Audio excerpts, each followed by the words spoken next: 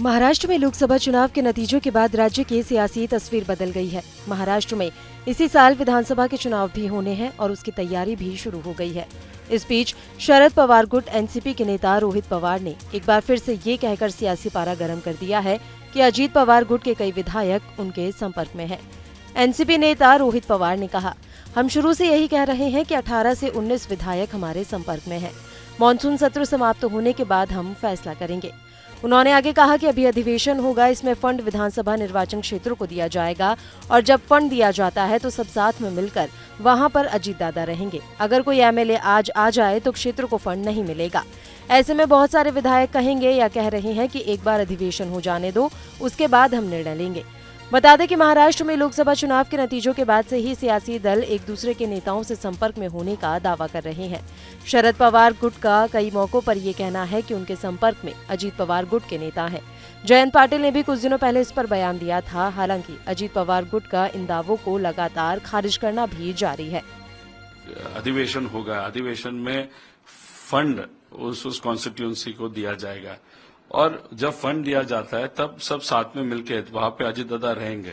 अगर एक आध आमदार या एमएलए आज आ जाए तो वहां पे फंड नहीं मिलेगा, तो ये जो चीजें होगी तो शायद बहुत सारे आमदार कहेंगे या कह रहे हैं कि एक बार अधिवेशन हो जाने दो, फिर उसके बाद हम निर्णय लेंगे। आखिरी सवाल, बात करते विधानसभा चुनाव। लोकसभा चुनाव ने देखा किस प्रकार से महाविकास आघाड़ी ने काफी अच्छी जीत हासिल की है, लेकिन अब लोग विधानसभा चुनाव की बात करते हैं।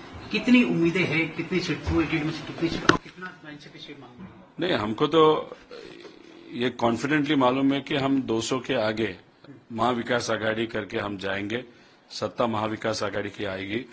और अभी अगर आप शरद चंद्र पवार राष्ट्रवादी की बात करें तो डेफिनेटली हमारे जो नेता है आदरणीय पवार साहब है, उद्धव ठाकरे साहब या कांग्रेस के सब नेताओं को कॉन्फिडेंस में लेते हुए सबसे ज्यादा सीट्स वो इस पक्ष को लेके आएंगे। लेकिन एक कलेक्टिव डिसीजन वहां पे होगा और उसमें से सबसे ज्यादा स्ट्राइक रेट हमारा कैसे रहे, इसके लिए हम कार्यकर्ता काम करेंगे और हमारा प्रयत्न रहेगा कि पवार साहब की जो राष्ट्रवादी उसमें कम से कम 85 एमएलएज ये चुन के आ जाए।